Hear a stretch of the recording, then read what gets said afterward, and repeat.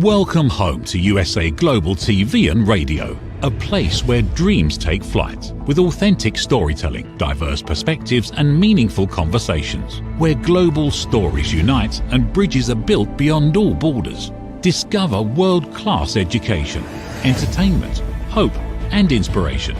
Together, we're building bridges worldwide. Subscribe to our channel, USA Global TV. Download our app, USA Global TV. Be our guest or join our team. Visit usaglobaltv.com. Thanks to our founder and executive producer, Dr. Jacqueline Kerbeck. Music score by Yeffy Tang from Cloud Road Music.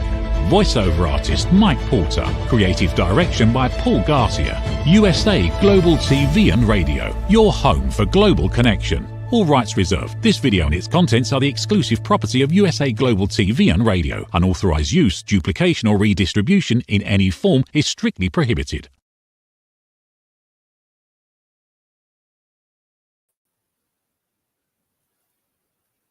Hello and welcome to USA Global TV and Radio, where we provide world-class education, entertainment, hope and inspiration. Our show today is A Woman's Prerogative in partnership with E360 TV. Our topic today is a very humanistic one, and one that I am sure that many of us have had trials and challenges with. The mirror of mortality, finding purpose through life's trials. I'm Caroline HEWARD, and I'm absolutely thrilled and honoured to be representing Dr. Jacqueline as your host for USA Global TV and Radio's flagship show. I'm a TV presenter. I'm the resident therapist for USA Global TV and Radio. An extremely warm welcome to our loyal viewers and all our viewers and loyal friends on E360 TV, as well as on our normal social media platforms, LinkedIn, YouTube, Facebook, and X. I am joined today by an extremely special guest. At the last minute, Dr. Jacqueline has made herself available. She is the founder and the president and the chief listening officer and executive producer of USA Global TV and Radio. She has very recently been awarded the Silver Creator Award for having over 100,000 YouTube subscribers. Woohoo! That is quite an accomplishment. And I feel very privileged that I've been part of the team with her in this last just under 4 years I've been with her. So it's absolutely wonderful to be in celebration of her award. She is an Amazon best-selling author, and she is a certified holistic life, career and executive coach. She is also a certified yoga instructor. She is the listening mentor. She is the Crohn's and Colitis board member. She has visionary leadership, and she has just launched her latest book, which I'm sure she'll be telling you more about when I bring her on. She has created a platform that is worldwide and given exposure and integration for business profiles worldwide. We are truly a global team.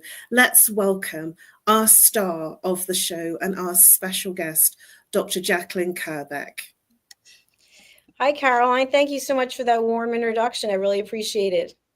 You're very welcome. I wanted to do that, and it's important for me to make sure that you have that hiatus. Please tell our viewers about your latest book that you've launched.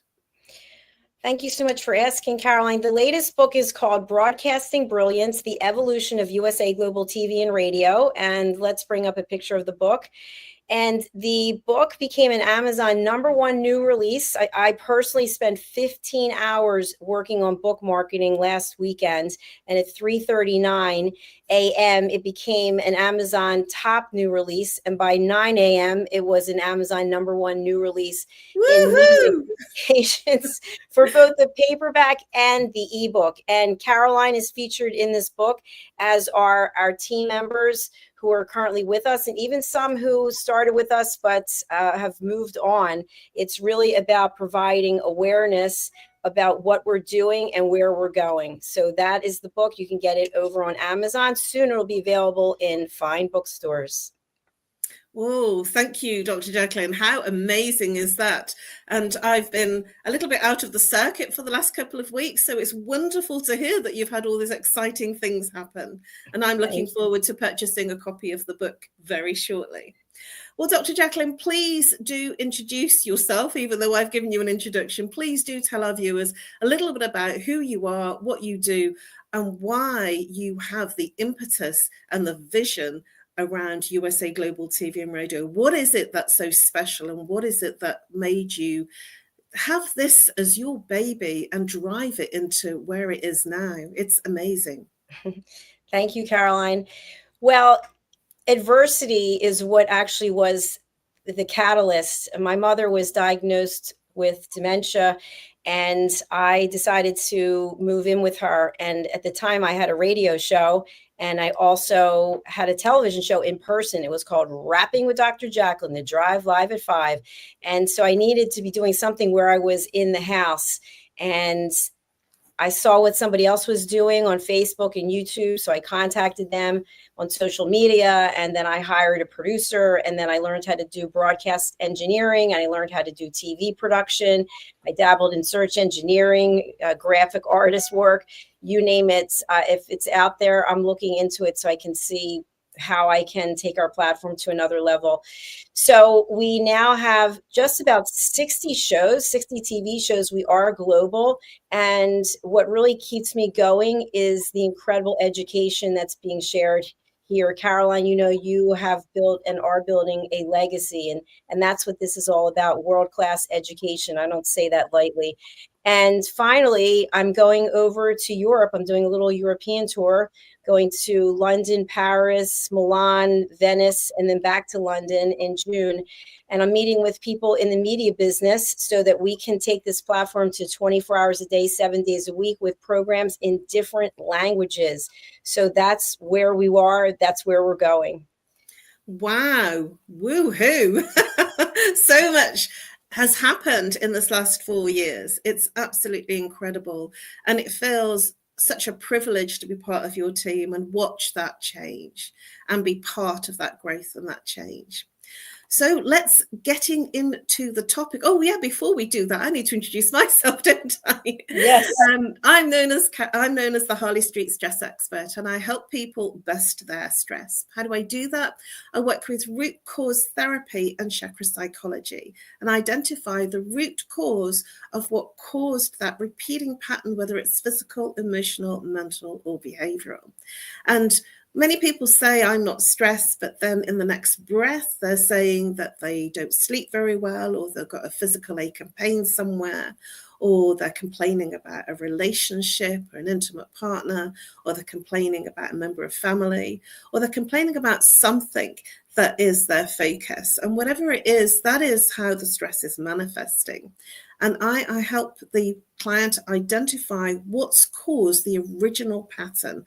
So identifying the original pattern from their blueprint. And usually it's going back to childhood without them having to relive all the memories.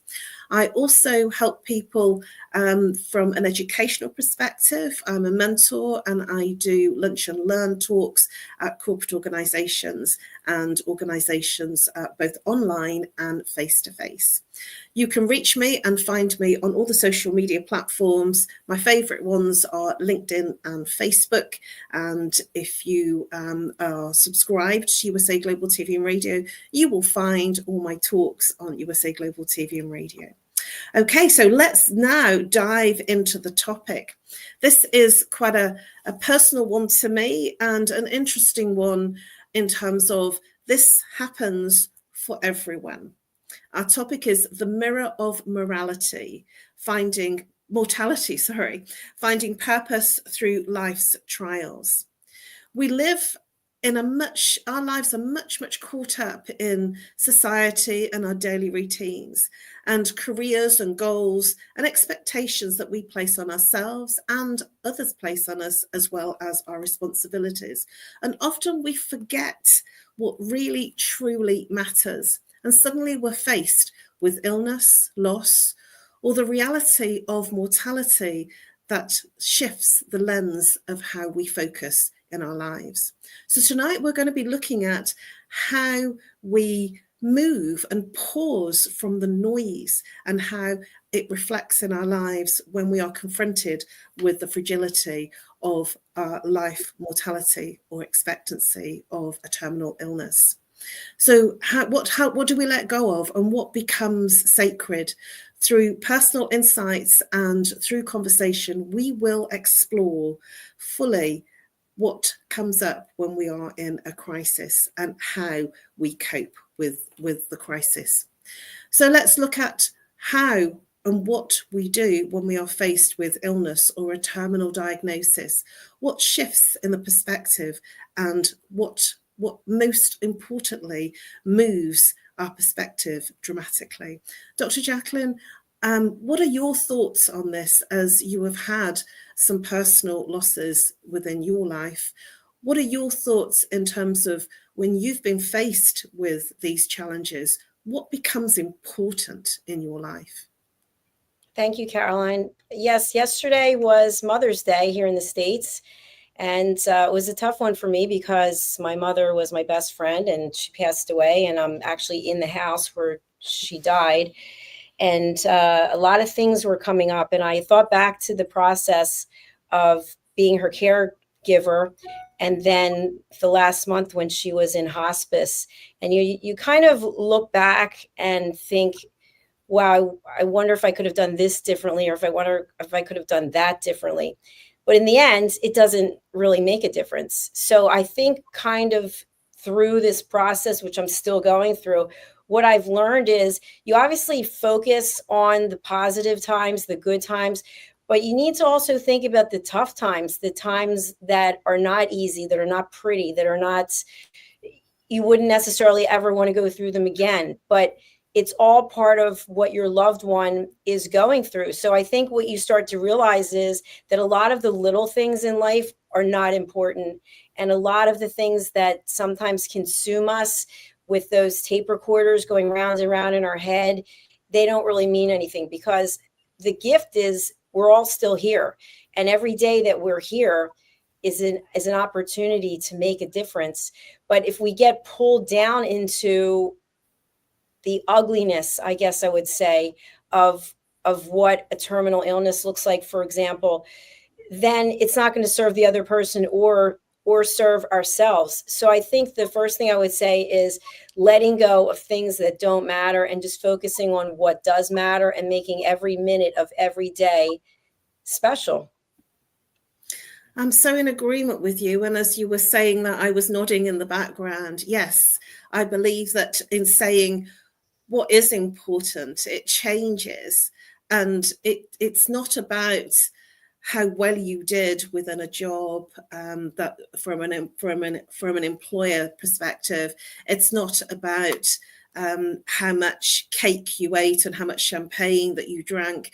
I actually feel it's more about creating memories and creating those times that are precious.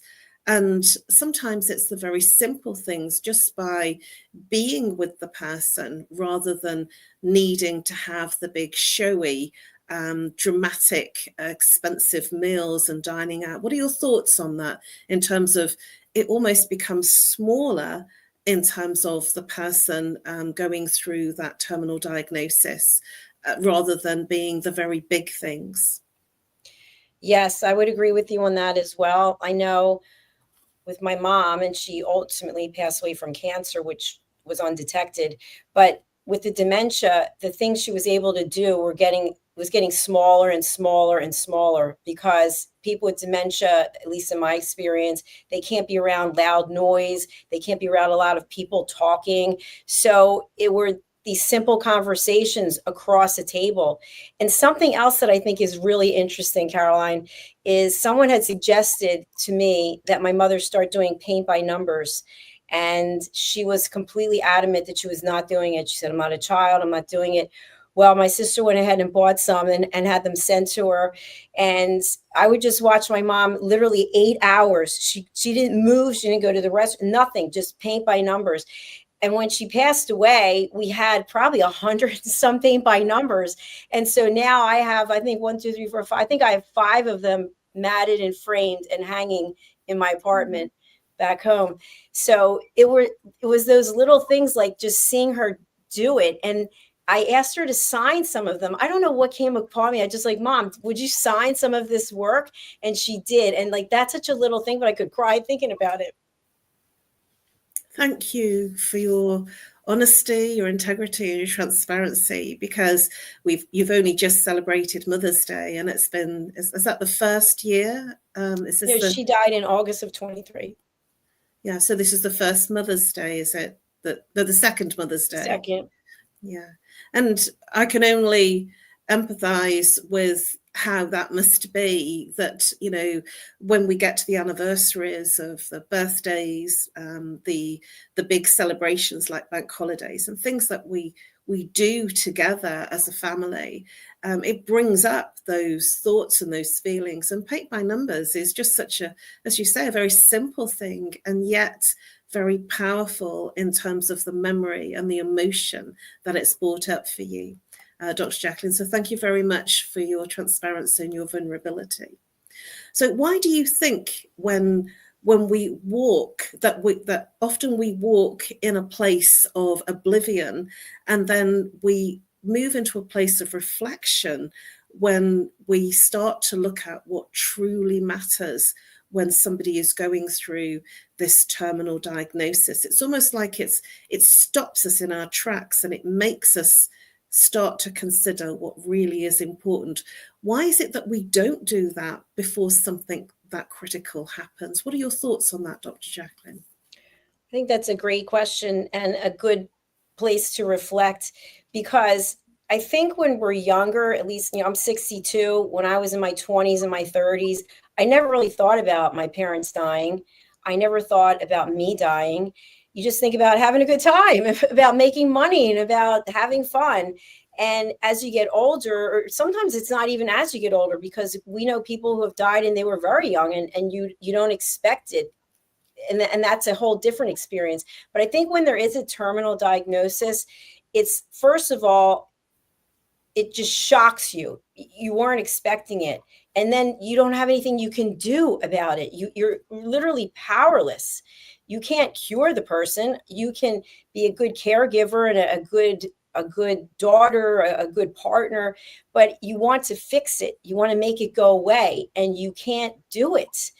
And you want to, you give the person a hug, or it's a virtual hug, knowing that that's it. You can give a hug. You can be a great listener. You can run errands, or a bunch of things you can do, but you can't stop what's going to happen if that's what's meant to happen.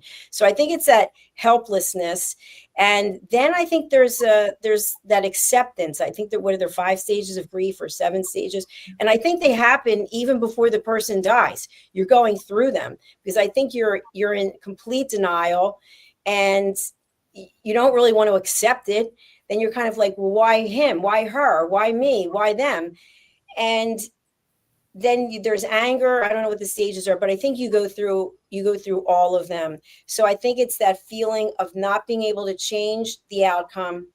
And then also there's that uncomfortableness when you see someone you love and they're going through something and they're in pain, or they're visibly sick, and you haven't seen them that way. You looked at them in a certain way, and now they need you to take care of them. And I think that is a big switch, that when you're younger, you don't actually think about it, or maybe you have some kind of plan, but until you get there, you can't really plan for how you feel about being there. I'm so as again, I'm nodding, you know, in agreement that we never think about it until we're faced with it. And I think that that's a critical perspective that you shared, Dr. Jacqueline, that when my father passed away in 2000, and he was admitted into hospital, and it was for respite. I'd been with him with every single hospital appointment, and traveling back. I was working in corporate at the time, and I was traveling back from London to Birmingham. And the one weekend that I didn't go, and the hospital said, you know, he's in good hands, that was the weekend that he did pass away. And I just didn't believe it. So yes, very much I agree with you that disbelief that it's happened, and then anger is very much part of the bereavement and the grieving process. It's like a living grieving, but the person, when they have the terminal diagnosis, is still there. Well, Dr. Jacqueline, thank you very much for your transparency, your absolute vulnerability, and it heartens me to now have a short break for us to just compose ourselves while we go over to a short commercial break.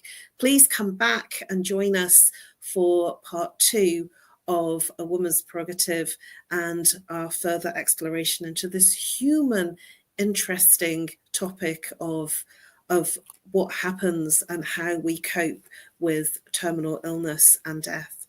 Over to our commercial break. I'll see you in 2 minutes. In a world craving connection, one platform dared to dream bigger. USA Global TV and Radio, a beacon for global voices, authentic storytelling, and elevated listening. Led by visionary Dr. Jacqueline Kerbeck, the journey from a spark to a global force is now captured in one inspiring book. Honored with YouTube's Silver Creator Award for surpassing 100,000 subscribers, discover the evolution, the challenges, the triumphs, and the unstoppable spirit that created a global movement. Executive producer Dr. Jacqueline Kerbeck. Music score by Yeffy Tang. Creative director Paul Garcia. This video and its contents are the exclusive property of USA Global TV and Radio. Unauthorized use, duplication, or redistribution in any form is strictly prohibited. Now an Amazon #1 new release in paperback and ebook. Broadcasting Brilliance, the evolution of USA Global TV and Radio, is inspiring readers around the world. Join the movement that's redefining global media one story at a time.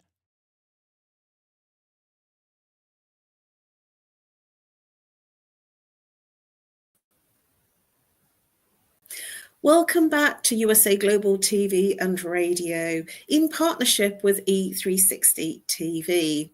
The show today is A Woman's Prerogative, and we are exploring the topic of the mirror of mortality, finding purpose through life's trials. And we are joined with our very special guest, President and creator of USA Global TV and Radio, Dr. Jacqueline Kerbeck. Hi, Caroline. Welcome back. Welcome back, Dr. Jacqueline. Wow, we have been exploring some very interesting and vulnerable topics, and I thank you very much for your openness in exploring this topic, because I know that you've just celebrated Mothering Sunday, and I'm sure that it's still at top of mind in terms of feelings and emotions. So we have been exploring what happens when we are faced with not only our mortality, but families' mortality, parents, children, siblings, and other people that are close to us. And you mentioned something before we took our break about the fact that we are surprised when somebody passes that's very young, and we don't consider thinking about it when we're young. We're focused on career, our aspirations, having fun.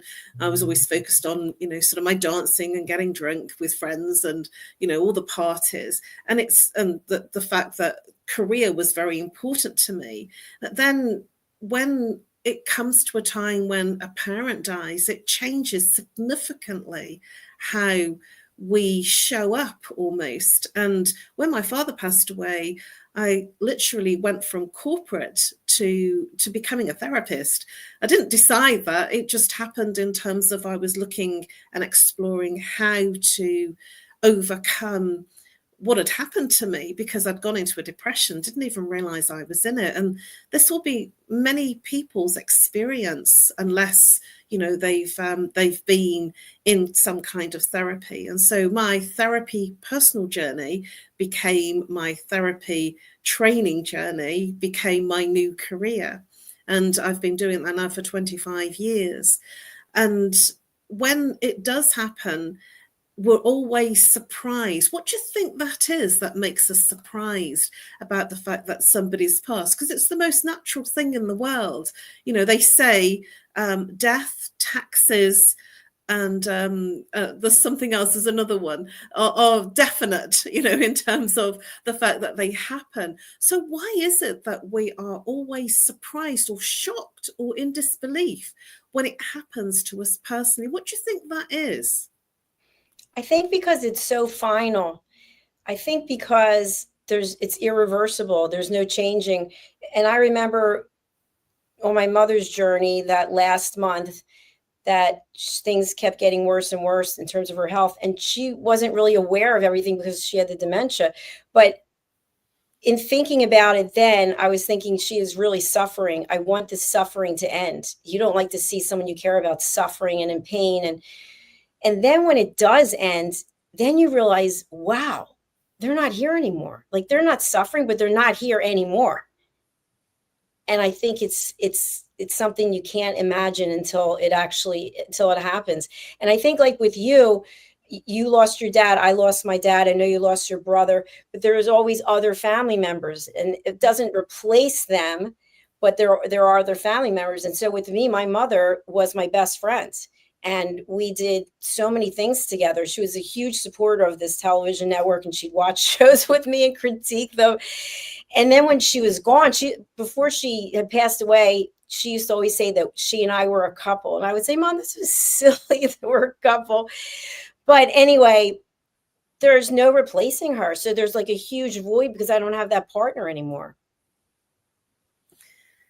Yes, I feel that. And certainly when my brother passed away, it was like sort of having a parent pass away was one side of it, you know, because my dad had his age, and even though it was a shock, it was almost a bit more acceptable. But when my brother passed away, he was younger than me, that was really tough.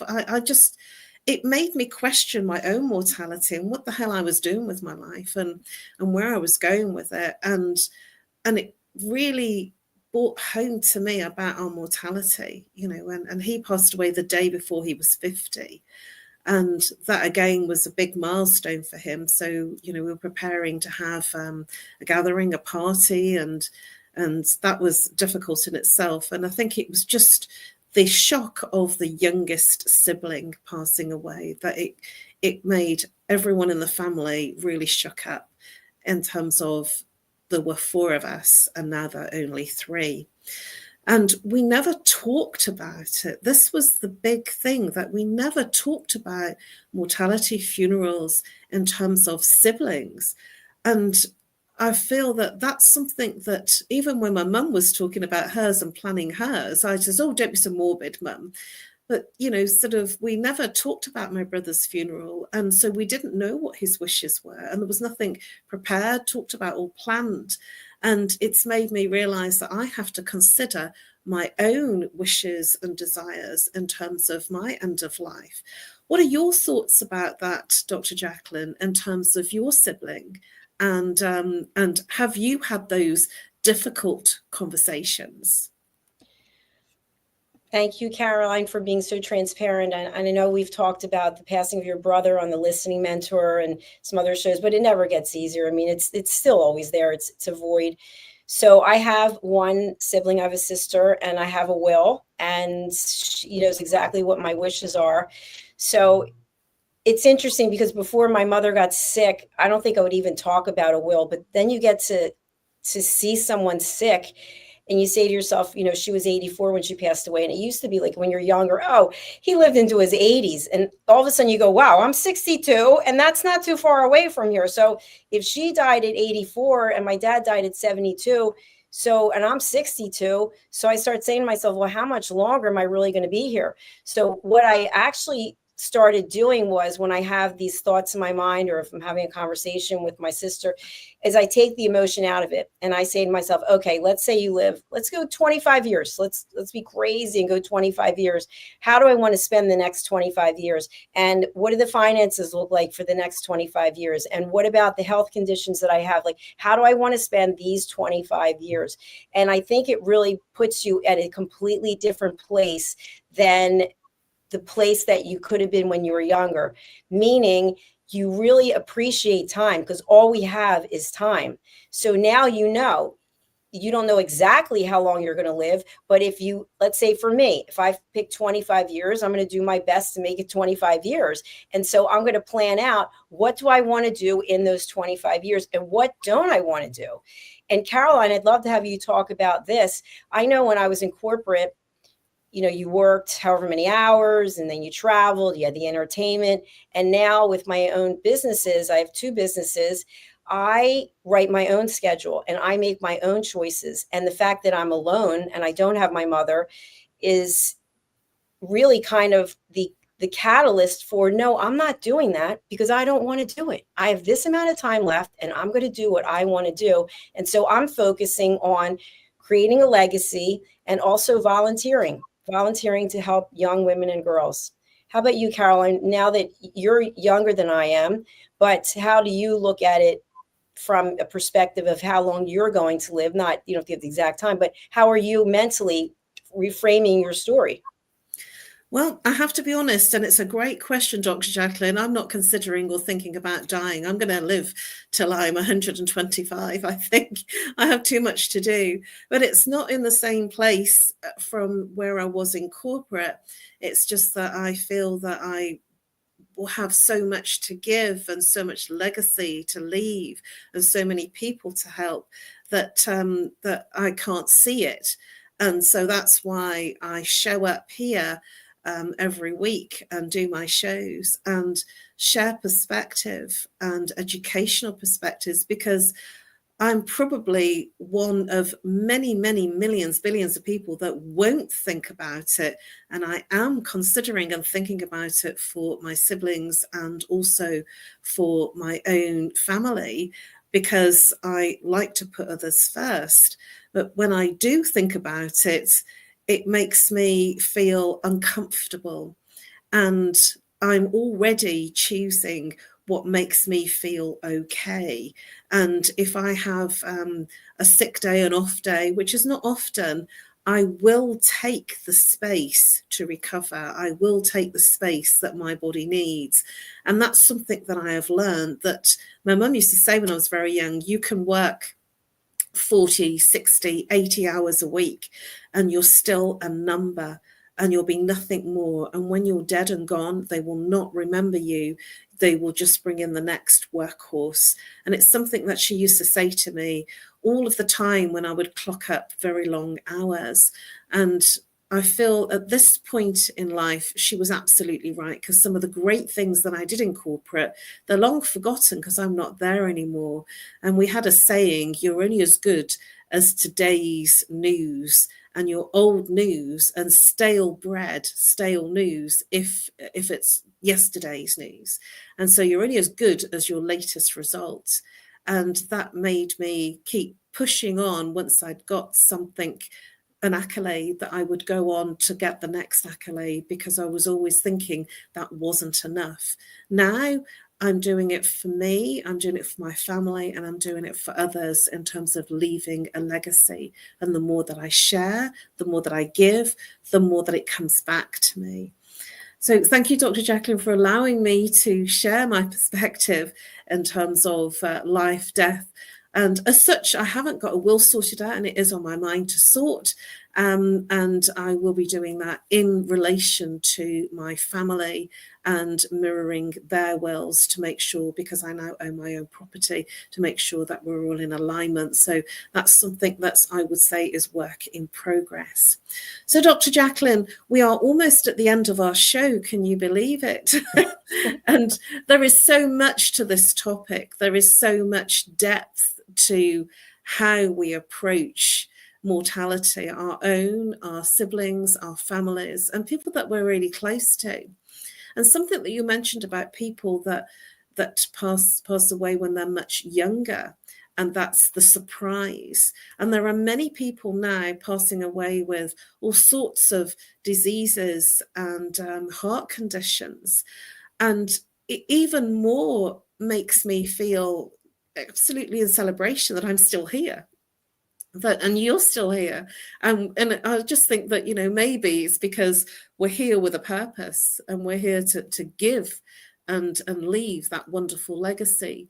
So if this was your last day of your life, Dr. Jacqueline, and you look back, what would you share? What would you be thinking if this was the last day of your life and you were on your deathbed?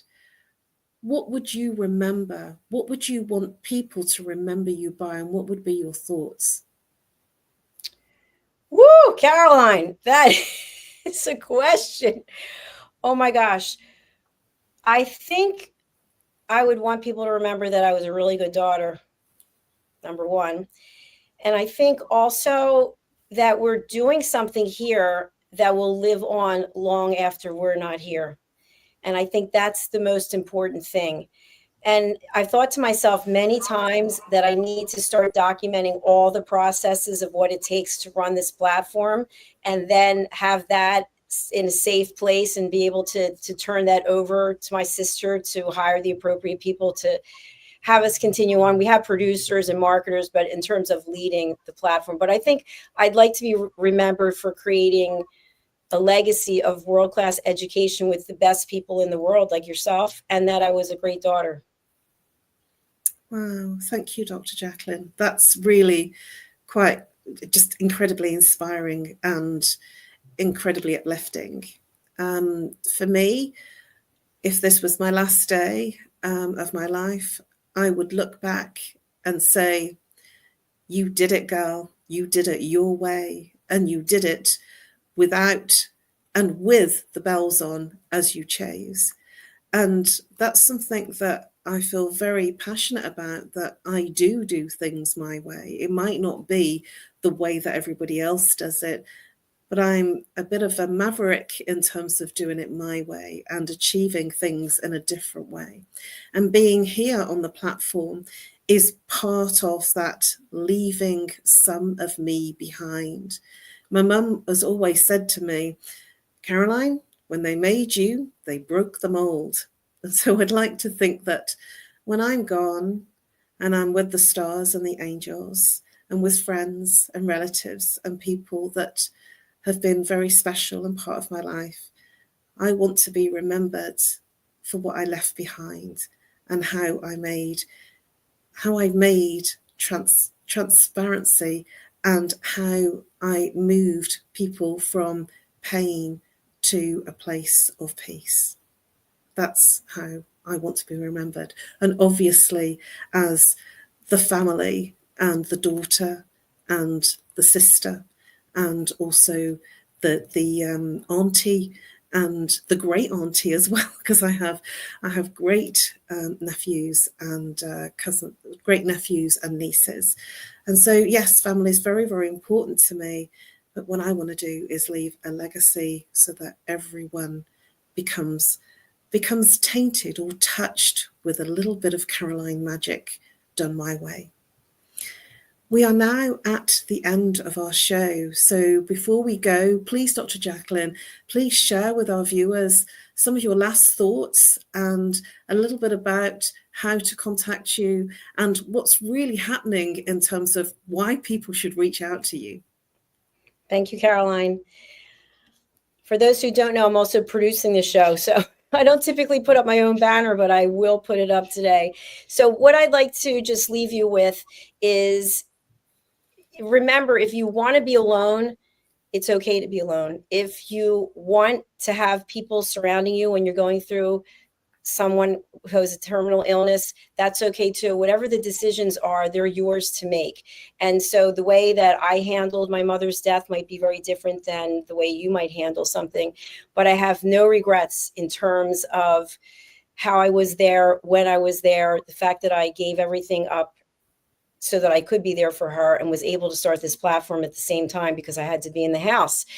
And if you're interested in contacting me, I would love to hear from you. Are you a podcaster or a TV show host who is outside of the United States and you are doing your show in another language? We would love to chat with you as we grow the platform out to 24 hours a day, 7 days a week, with native speaking TV show hosts who are in different parts of the world. The best way to get in touch with me is through our websites, usaglobaltv.com or drjacqueline.com, or you can email me directly at drjacqueline@usaglobaltv.com. And then finally, we would love to have you subscribe to our channel. You can see the QR code there on the right-hand side for our people who are watching this on video. If you can take your smart device and just hold it up there, and then you will be taken to USA Global TV and Radio on YouTube, and you can join our community and be aware of all of the programming that we're doing. Caroline, thank you so much. Back to you. Thank you very much, Dr. Jacqueline. I feel that this has been a really powerful share and a real humanistic show in terms of tackling what comes up when the mirror of mortality, finding purpose through life's challenges and trials, begins. Thank you, Dr. Jacqueline. This has been a real rare pleasure to share your journey and to share with our viewers what we can do in terms of perspective, what we can share, and what we can do in terms of how we handle life's trials, especially when somebody close to us is in a terminal illness or passes away. It's been an absolute pleasure to share tonight's show with you. And really, I feel that what we should remember is our greatest gift that we can give to our family members or our loved ones is ourselves. Our greatest gift that we can give is our time and our love. And sometimes it might be as simple as a hug or making that effort to make them feel special, because when they're gone, we can't make it up. So give them the gift of you and your time, because you really matter. Your credentials, your goals, everything else becomes insignificant. The person is in your life and they are there for a reason. Give them your love, give them your time, and give them the gift of your compassion. Thank you very much for joining us. It's been an absolute pleasure. You can reach me on nomorestress@live.co.uk or call if you're international +44 if you're local 07523 120 189. Thank you very much for joining us, whether you're here on the live or the replay. Thank you very much. If you are new to our channel, we do have more upbeat shows, but I felt that this was an important topic to look at tonight. And thank you very much. And I look forward to seeing you at the same time. That's 7 p.m. British Summer Time, which is 2 p.m. Eastern Time every Monday evening. Thank you very much again, Dr. Jacqueline. It's been an absolutely amazing, inspiring, and deeply moving show, and I really thank you for your transparency and your vulnerability. Thank you very much, everybody. I look forward to seeing you next week at the same time. Bye-bye for now. 5 little known secrets for dementia caregivers with Tracy Cram-Perkins. Hi there, I am Tracy Cram-Perkins, the host of the Dementia Home Care Show here on USA Global TV and Radio. I am also the author of the book of the same name, and you'll see this QR code. This is for an extended version of the same talk. So if you want to see the full hour-long version, feel free to scan the code and go to that website. Stick with me. We'll talk about 5 little known secrets to make it a little easier to do dementia caregiving. What you're seeing on the left-hand side is a healthy aged brain, age 55 and above. The one you're seeing on the right is an Alzheimer's disease brain. It is in moderate disease. It is shrinking. It has holes in it. The memories that were in those holes no longer exist. When you're learning something, let's say in kindergarten, you learn how to tie your shoelace. Well, then by the time you're in 2nd grade, your brain remembers that information from tying the shoelace and applies it so you can learn more quickly how to tie more complex knots. So the brain is hardwired to do this for us. So it helps us learn faster so it doesn't take us long to acquire knowledge. The brain is looking for the information and they pick the closest to wherever that hole is. Let's look at some tips that we can use to help do that. These are 5 simple tools you can use as a dementia caregiver to help your loved one. The whiteboard is a useful tool in recording the day's activities and the answers to repetitive questions. The calendar clock is a very useful tool to orient your loved one on the day, the date, and the time, and remind them of upcoming appointments. The communication cards are a great tool to bridge the gap when they can no longer tell you what's wrong. And then there's the pill minder, for when your loved one is still able to take pills but needs prompting. The final tool I want to share with you is the memory book. It tells your loved one's story. It's a great tool for distraction, redirection, also as a conversation starter, and telling you where they are in their story so you know how to answer their questions. Music is probably the most powerful tool in your toolbox after laughter. Music is a way to maintain connection. It sticks with your brain longer than any other thing, including reading. When you're having an issue with somebody, you can play their favorite music if you move them to another room, something that makes them happy, or you can start singing songs together from their childhood. These are some of my favorite books for caregivers. My show airs on the third Tuesday of every month, and you can view past episodes on YouTube. Thank you, everyone. This program has been brought to you in part by Tracy Cram Perkins. Connect with her and order her book at tracycramperkins.com. For more information about Alzheimer's disease, support resources, and how you can help, contact the Alzheimer's Association at 1-800-272-3900 or visit their website at www.alz.org. They offer 24/7 helpline support and a wealth of information to assist you and your loved ones.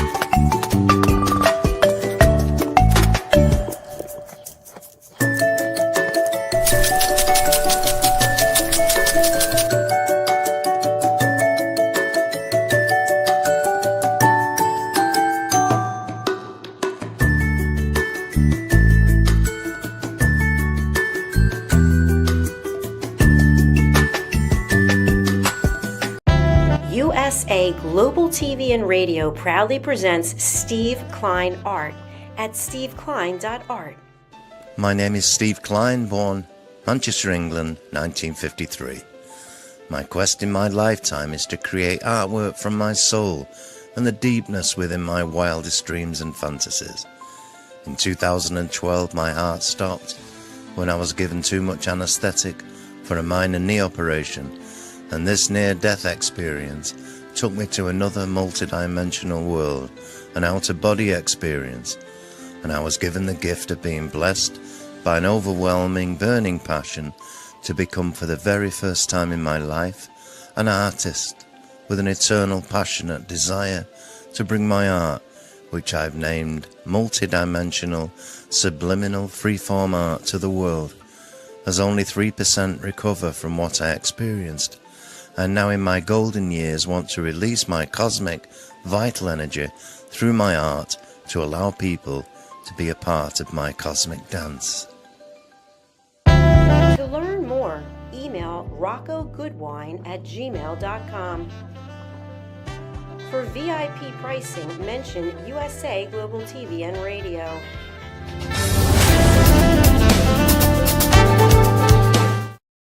What if one simple skill could change the way you connect with the world?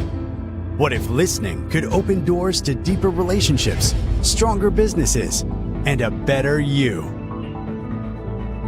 Dr. Jacqueline Kerbeck, the Listening Mentor, brings you USA Global TV and Radio, a space where voices are heard, ideas are shared, and global communities thrive.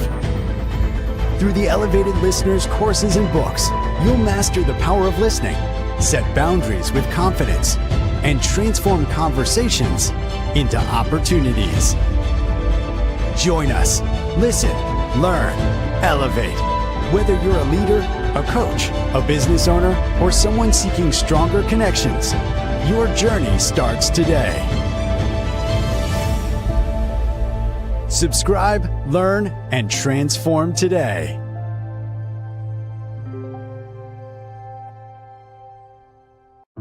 In a world full of noise, misunderstandings, and interruptions, master the art of listening with Dr. Jacqueline Kerbeck. Dr. Jacqueline Kerbeck is the listening mentor of USA Global TV and Radio and the Amazon #1 best-selling author of Mastering the Power of Elevated Listening. Elevate your listening. Elevate your life.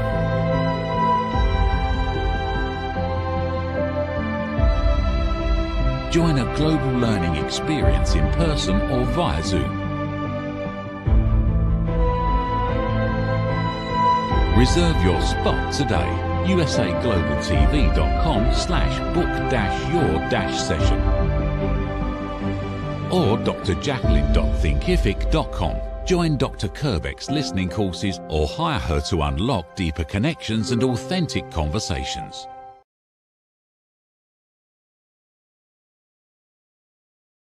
In a world craving connection, one platform dared to dream bigger. USA Global TV and Radio, a beacon for global voices, authentic storytelling, and elevated listening. Led by visionary Dr. Jacqueline Kerbeck, the journey from a spark to a global force is now captured in one inspiring book. Honored with YouTube's Silver Creator Award for surpassing 100,000 subscribers. Discover the evolution, the challenges, the triumphs, and the unstoppable spirit that created a global movement. Executive producer Dr. Jacqueline Kerbeck. Music score by Yeffy Tang. Creative director Paul Garcia. This video and its contents are the exclusive property of USA Global TV and Radio. Unauthorized use, duplication, or redistribution in any form is strictly prohibited. Now an Amazon #1 new release in paperback and ebook. Broadcasting Brilliance, the evolution of USA Global TV and Radio, is inspiring readers around the world. Join the movement that's redefining global media one story at a time.